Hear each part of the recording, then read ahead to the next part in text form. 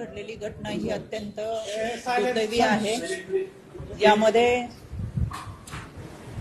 प्रशासकीय विभाग असेल, पोलीस विभाग असेल, त्याचबरोबर आयसी कमिटी असतील, या सर्वांची मी चर्चा केली।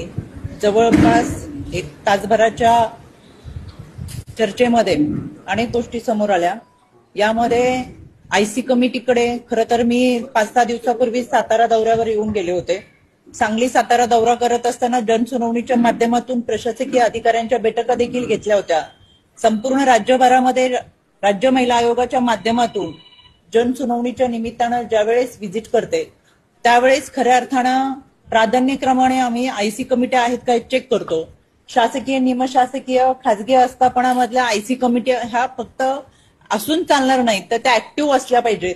राज्य महिला आयोगाने ऑगस्ट महिन्यामध्ये महाराष्ट्र शासनाला शिफारस केली होती आणि 2013च्या पॉश ऍक्ट मध्ये सुधारणा करत 4 वेळा त्याच्यामध्ये दुरुस्ती केली आणि 22 ऑगस्ट 2025ला सुधारित असा GR शासनाने प्रसिद्ध केला। त्याच्याबद्दल मी शासनाचे आभार व्यक्त करल आणि याच्यामध्ये प्रामुख्याने जो भर दिलेला आहे तो आयसी कमिटीवर दिलेला आहे।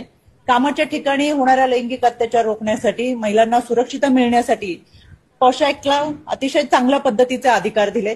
यामध्ये जिल्हाधिकाऱ्यांना सुद्धा दंडात्मक कारवाई करण्याचे अधिकार दिले आणि म्हणून महाराष्ट्रातल्या 31% महिला या आता कामाच्या ठिकाणी असताना त्यांना सुरक्षितता मिळावी यासाठी प्राधान्यक्रमाने आम्ही काम करतोय। आणि हा नुकताच आलेला GR हा आयसी ऑडिटच्या संदर्भात आहे आणि त्या अनुषंगाने मी गेली 5-6 दिवसापूर्वी सातारा जिल्ह्यामध्ये जनसुनावणीच्या माध्यमातून येऊन गेले।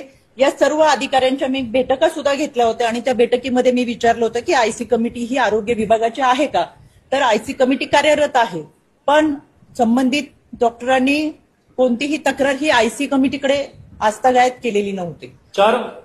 एक मिनिट, तर या आयसी कमिटीकडे तक्रार नव्हती।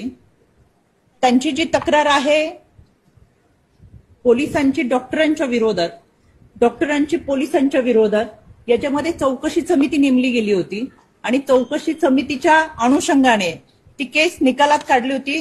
23/8/2025ला एकमेकांच्या विरोधातल्या तक्रारी या चौकशी समितीच्या माध्यमातून निकालात काढल्या होत्या आणि खऱ्या अर्थानं त्यांची जी तक्रार होती, आता इतके सविस्तर काही गोष्टी सांगता येण्यासारख्या नाहीत, पण एकमेकांबद्दलच्या ज्या तक्रारी होत्या यामध्ये पोलिसांची जी होती की फिट अनफिट ज्याच्या संदर्भातला जो रिपोर्ट द्यायचा आहे त्याला दिरंगाई करणं किंवा उशिरा आलेल्या पेशंटला चेक करणं याच्या संदर्भातली पोलिसांची तक्रार होती। आणि यामध्ये डॉक्टरांची सुद्धा अशी तक्रार होती की मला अशा पद्धतीने फिट किंवा अनफिट, काही वेळा रात्रीच्या वेळेस आरोपी आणले जातात आणि त्याच्यामुळे त्या कामाच्या वेळेतच आरोपी तपासासाठी आणले गेले पाहिजेत, अशा पद्धतीने एकमेकांच्या विरोधातल्या तक्रारी होत्या। चौकशी समितीने यामध्ये डॉक्टरांनी कर्मचाऱ्यांशी किंवा पोलीस कर्मचाऱ्यांशी बोलताना व्यवस्थित बोलावं अशा पद्धतीने चौकशी समितीचा हा अहवाल होता आणि त्याचबरोबर किंवा त्यांची पदस्थापना बदलण्यात यावी अशी चौकशी समितीने निर्णय दिलेला होता। यामध्ये 3 वेळा त्यांची बदली होत असताना सुद्धा त्यांनी फलटणच उपजिल्हा रुग्णालय पाहिजे हा त्यांचा आग्रह होता आणि त्याच्यामुळे त्यांच्यासाठी स्पेशल ऑर्डर काढून पुन्हा एकदा त्यांना या ठिकाणी काम करण्याची संधी दिलेली होती।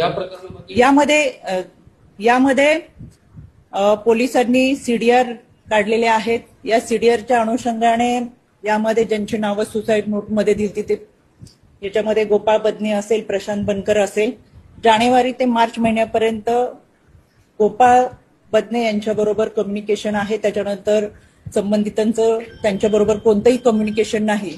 त्यानंतर प्रशांत बनकर यांच्याबरोबर कम्युनिकेशन आहे।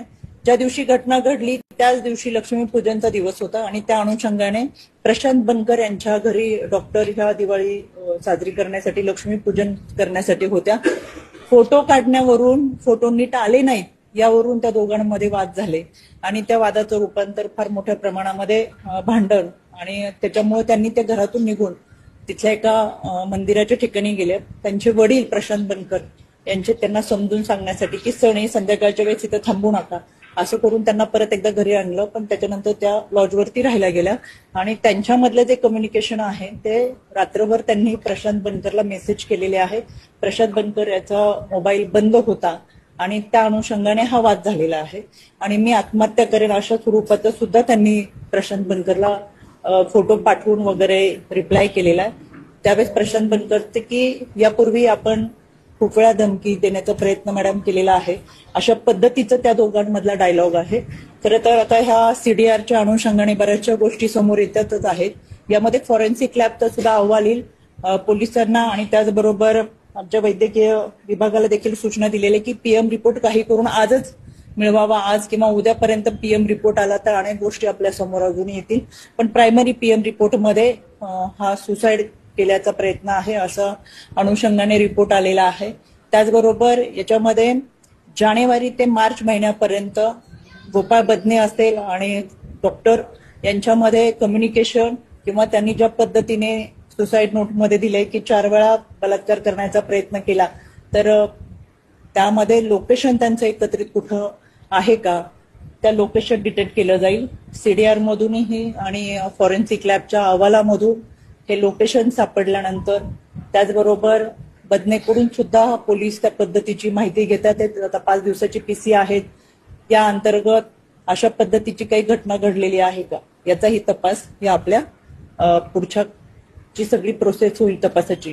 कारण की याच्यामध्ये पीएम रिपोर्ट आहे, फॉरेन्सिक लॅबचा अहवाल आहे, सीडीआर ह्या तिघांचेच काढलेले आहेत. अजून कुणाचं त्याच्यामध्ये कॉल निघतात का हे पाहणं पण महत्वाचं आहे. ते सुद्धा बाकीच्या सीडीआर रिपोर्टमध्ये आपल्याकडे येईल. त्याच्यामुळे या अनुषंगाने पोलीस तपास करत आहेत. यामध्ये महिलेची पहिली तक्रार असल्याचं कळतंय, पोलिसांची दुसरी तक्रार होती असं सांगितलं. तुम्ही आता चौकशी केली, नेमकं पहिली तक्रार कोणाची होती? याच्यामध्ये डॉक्टरांची पहिली तक्रार आहे. पण जनरल डायरी करत असताना मे महिन्यामधलं रेकॉर्ड जे आहे ते पोलिसांनी नमूद केलेलं आहे. त्याच्यामुळं जनरल डायरी ही मे महिन्यातली आहे. त्याच्यानंतर डॉक्टरांची तक्रार ही जून मधली आहे आणि जुलै मधली ही पोलिसांची तक्रार. 4 महिन्यापूर्वी त्यांनी अर्ज दिला होता आणि त्याच्यावर काय कारवाई झाली हे माहितीच्या अधिकाऱ्यांनी त्यांनी माहिती मागितली होती, मात्र त्यांना काही मिळालं नाही असं त्यांचं म्हणणं होतं. 4 महिन्यापूर्वीची जी तक्रार त्याच्या संदर्भातच मी आता बोलले. एकमेकांच्या विरोधात त्यांची तक्रार होती, त्याच्यासाठी चौकशी समिती स्थापन केली होती आणि या चौकशी समितीने जे आता मी तुम्हाला अहवाल वाचून दाखवला की त्यांच्या पोलीस अधिकाऱ्यांशी बोलताना त्यांनी व्यवस्थित बोलावं किंवा त्यांची पदस्थापना बदलण्यात यावी अशा स्वरूपाचा चौकशी समितीचा हा अहवाल होता आणि त्याच्यानंतर ही केस निकालात काढली होती. दोन्ही जो आरोपी आहे तो फलटण पोलीस दलातलाच आहे आणि याचा तपास देखील फलटण पोलीसच करतायत. निष्पक्षपणे आणि पातीपणाने हा तपास होईल असं वाटतं का? वेगळ्या काही यंत्रणांकडून याचा तपास व्हावा यासाठी पाठपुरावा करणार? शेवटी जरी त्यांनी पोलीस म्हणून काम केलं असलं तरी ते आरोपी म्हणूनच आता पोलीस तपास करतात. सुरुवातीपासून आपण पाहताय 2 दिवसामध्ये दोन्ही आरोपींना अटक केलेली आहे. याच्यामध्ये सीडीआर असेल आणि त्याचबरोबर फॉरेन्सिक लॅबचा अहवाल असेल, या अनुषंगाने ही कारवाई होईल. गुन्हे सुद्धा नोंद झालेले आहे. त्याच्यामुळे हा जो तपास आहे तो पारदर्शकपणानेच होईल. याच्यामध्ये स्वतः एसपी असेल, डीवायएसपी असतील, सायबर असेल, हे सगळे एकत्रितरित्या ह्या घटनेचा तपास करतात. आमचं स्वतः राज्य महिला आयोगाचं या तपासाकडे लक्ष आहे. आम्ही दररोज त्याचे अपडेट घेतोय. त्याच्यामुळे हा तपास होत असताना ज्या काही सूचना आम्हाला करायच्या त्याच पोलीस विभागाला आम्ही केलेल्या आहेत. याबाबतची काही चर्चा केली का तुम्ही? पोलिसांच्या आणि डॉक्टर महिलेचे खटके उडताना पाहायला मिळत होते, अनेकदा वाद झाले फिट अनफिटच्या वरून.